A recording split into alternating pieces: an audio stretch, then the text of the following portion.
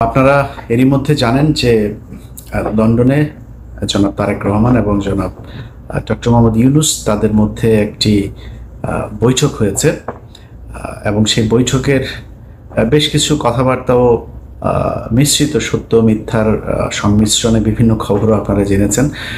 সত্য মিথ্যা বললাম এই কারণে যে আমি কিছু গণমাধ্যমেও কিছু খবর দেখেছি, যে খবরগুলোর ভেতরেও আসলে সেখানে বাস্তবে যা ঘটেছিল তার অনেক কিছুই কিছু জায়গায় নেই আসল তথ্যটা, আবার কিছু জায়গায় অতিরিক্ত অনেক কিছু যুক্ত করা হয়েছে যে ঘটনাগুলো সেখানে আদৌ ঘটে নাই।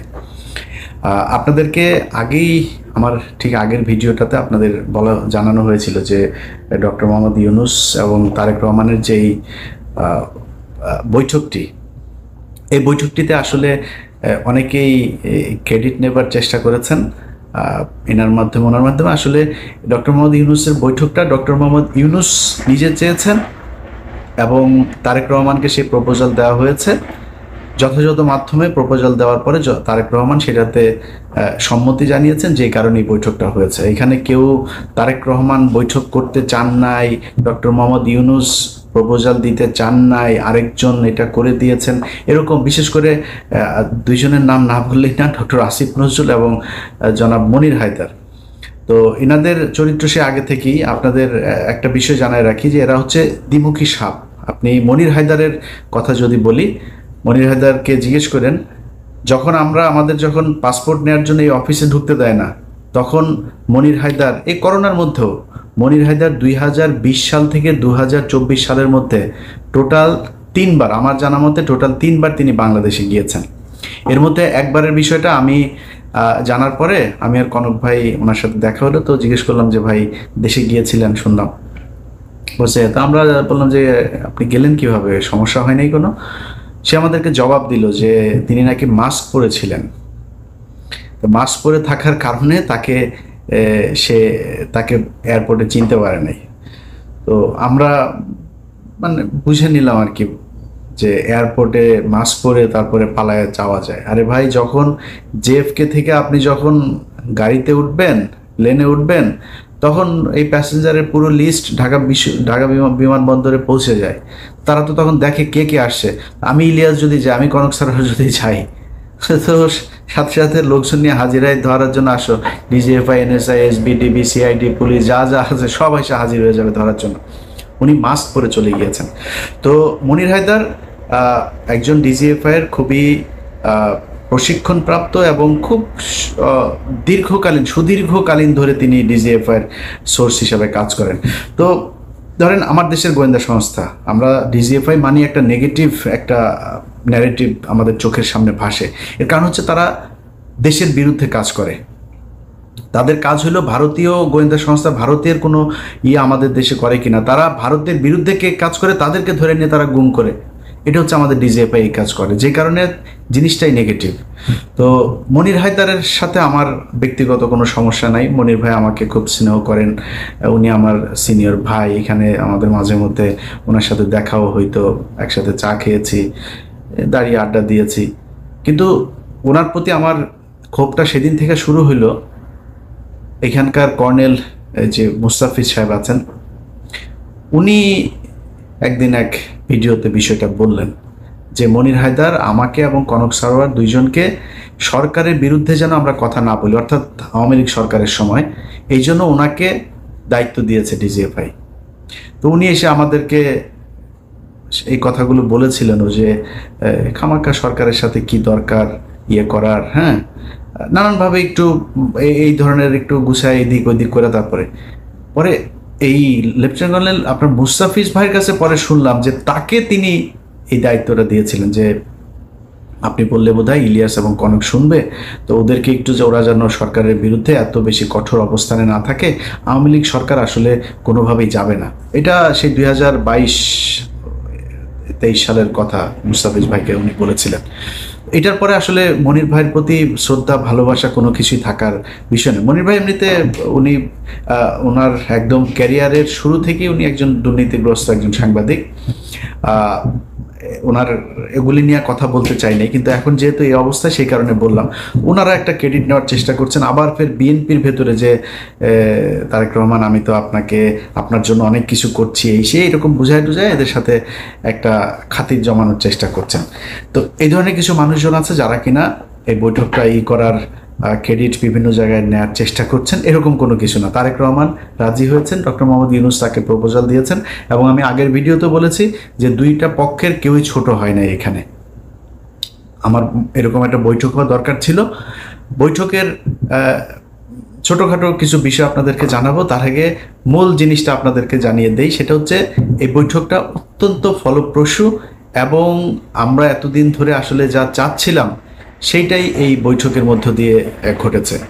এর মধ্যে একটা জিনিস হয়েছে সেটা হচ্ছে যে নির্বাচনের যে তারিখ ডক্টর মোহাম্মদ ইউনূস গেল কয়েকদিন আগে বলেছিলেন যে এপ্রিলে নির্বাচন হবে, সেই জায়গা থেকে সরকার সরে এসেছেন, এবং যেটা হয়েছেন সেটা হচ্ছে ফেব্রুয়ারির, আমি যদি নাকি একদম ডেট বলতে বলেন তাহলে ফেব্রুয়ারির 12 তারিখে আমাদের পরবর্তী নির্বাচন হবে। 12 তারিখ কেন? সেটা হচ্ছে যে কোনোভাবেই রমজানের আগে চেয়েছিল তারেক রহমানের পক্ষ থেকে নির্বাচন, এবং যেহেতু রোজা শুরু হচ্ছে ফেব্রুয়ারির মাঝামাঝিতে 16 অথবা 15 তারিখ, তার আগে 15 তারিখ এর আগে একটা বিতর্কিত নির্বাচন হয়েছিল, যে কারণে ওই তারিখটাকে করা হয়নি। তার আগে আবার শুক্রবার শনিবার এরকম কিছু বিষয় আছে। তো 12 তারিখ সম্ভাব্য তারিখ এখন পর্যন্ত আমার কাছে থাকা যে তথ্য সেটা।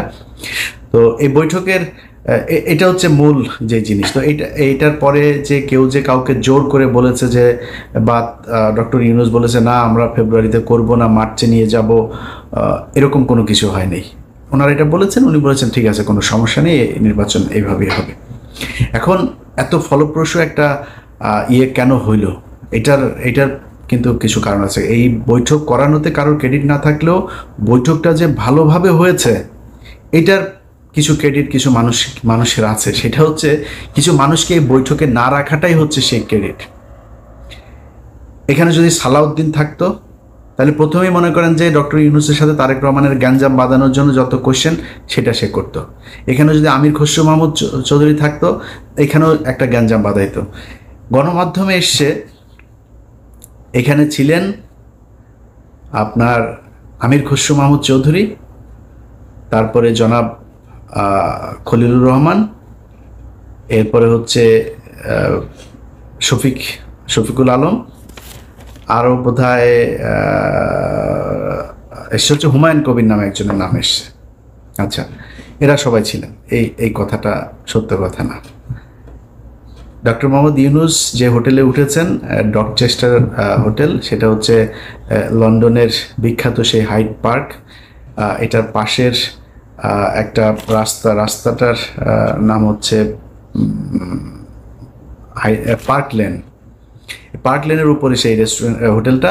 এই হোটেলে যেখানে আপনার বৈঠকটা হওয়ার কথা ছিল একটা মিটিং রুমে, কিন্তু ডক্টর মোহাম্মদ ইউনূস সেই রুমে করেন নাই। তিনি বলেছেন যে আমি ওনাকে আমার সুইটের ভেতরে নিয়েই তারপরে আমরা কথা বলবো। খুবই আন্তরিকতা দেখিয়েছেন, একদম নিজের রুমে নিয়ে তারপরে সেখানে তারা কথা বলেছেন। এবং এর আগের কিছু জিনিস আপনারা এরই মধ্যে জেনেছেন যে তারেক রহমান বেগম খালেদা জিয়ার সালাম পৌঁছে দিয়েছেন, দুইজনের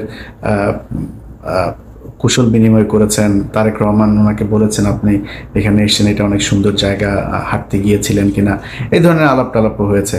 এরপরে ওইখানে যেই সুটটাতে বসে আপনার বৈঠকটা হয়, সেখানে প্রথমে এই যে 4 জনের নাম বললাম আমি, শফিকুল আলম, খলিলুর রহমান, আমির খসরু মাহমুদ চৌধুরী এবং হুমায়ুন কবির, ওনারা ছিলেন ওইটাতে।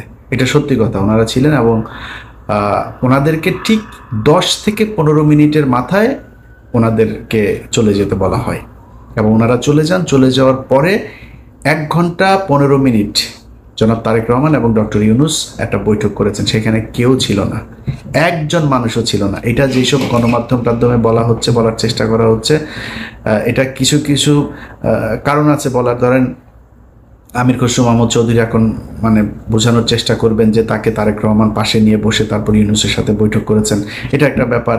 আরও কিছু জায়গায় মানে ওই না জেনে তারপরে এই খবরগুলো ছড়ানো হয়েছে, এরকম কোনো কিছু ঘটে নাই।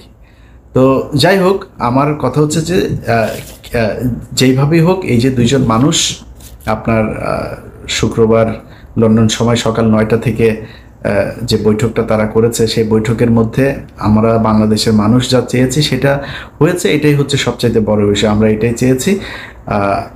এখানে কে কিভাবে কি বললো না বললো, আমার মনে হয় এগুলো করেও আবার এই তারেক রহমান এবং ডক্টর ইউনূসের মধ্যে একটা দ্বন্দ্ব তৈরি করার এই কৌশল অবলম্বন করে আমার মনে হয় লাভ হবে না। অতএব আমরা বিএনপি এবং ডক্টর মোহাম্মদ ইউনূসের দুইজনের মধ্যবর্তী একটা জায়গায় নির্বাচনের জন্য দেশবাসী প্রস্তুতি নেই। যারা নির্বাচন করবেন তারা প্রস্তুতি নেই। আমরা যারা ভোটার আছি আশা করি ইনশাল্লাহ এবারের ভোট নিজে উপস্থিত থেকে ভোট কেন্দ্রে গিয়ে তারপরে জীবনের প্রথম ভোট দেওয়ার সুযোগ পাচ্ছি। আমি আমার এর আগে যেই নির্বাচন, আমি 2002 সালের এসএসসি পরীক্ষার্থী, 2004 সালের এইচএসসি পরীক্ষার্থী। তো আমি ভোট দেওয়ার এর আগে আর সময় সুযোগ পাইনি। একটা ভোট পেয়েছিলাম, 111 সরকারের সময় ভোটটা পেয়েছিলাম। তো ওইবার আমি ভোট দিতে যাই নাই। এবার ভোট দেবো ইনশাল্লাহ। আপনারা দোয়া করেন যাতে বাংলাদেশের মানুষের পছন্দের কেউ এবার বাংলাদেশের শাসন ক্ষমতায় আসেন। এবং এতদিন ধরে এই যে নির্বাচন এবং সংস্কার নিয়ে যে ধরনের চলছিল, আমার মনে হয় ফেব্রুয়ারি এটা খুব কম সময় না। এদিকে 6 মাস, ওইদিকে প্রায় 2 মাস, 8 মাস। 8 মাস থেকে যদি আপনি তফসিল ঘোষণার ওই 3 মাস বাদও দেন, তারপরেও ধরেন আমাদের এদিকে 5 মাস। 5 মাস অনেক সময়, অনেক কিছু করা যায়। এদিকে 10 মাস অলরেডি তাদের অনেক কাজ করাও আছে। সো এই যে 10 মাস আর 5 মাস 15 মাসের মধ্যে যে কাজগুলো প্রয়োজন, এবং আমি এখনও আমার খুবই এটা মানে চাওয়া থাকবে বর্তমান সরকারের কাছে যে নির্বাচনটা কিভাবে হবে, 5 বছর পর পরের সরকার কিভাবে আবার ক্ষমতা হস্তান্তর করবে, কাদের কাছে করবে, সেটা কি দলীয় সরকার থাকবে নাকি আগের মতো তত্ত্বাবধায়ক সরকার আসবে, তত্ত্বাবধায়ক বা এরকম আলাদা কোনো সরকার ব্যবস্থা হইলে সেটা কি ব্যবস্থা হবে, এরকম একটা একদম সুনির্দিষ্ট সবার সম্মতিতে সবার ঐক্যমত্যের ভিত্তিতে একটা নিয়ম যেন করে নিয়ে যায়। আমি ওই অনেক মানুষই নির্বাচনের কথা বললো গালাগালি করে, আবার সংস্কারের কথা বললো কিছু মানুষ গালাগালি করে। ভাই আমি মাঝামাঝি আছি, আমি চাই একটা সংস্কার হোক এই জায়গায়, তবে নির্বাচনটা ফেব্রুয়ারিতে হোক সেটাও আমি চাই। অতএব এই দুইটা মিলিয়ে একটা ভালো পরিস্থিতি তৈরি হবে। বাংলাদেশের ইতিহাসের সবচাইতে সুন্দর গ্রহণযোগ্য একটা নির্বাচন হবে এবং বাংলাদেশের ইতিহাসের সবচাইতে সুন্দর একটা রাষ্ট্র পরিচালনার জন্য সুন্দর একজন মানুষকে আমরা এবার এই 2026 সালের নির্বাচনে পাবো, এটাই বিশ্বাস করি, ভরসা রাখি। আল্লাহ যেন আমাদের সবার এই ইচ্ছা পূরণ করেন।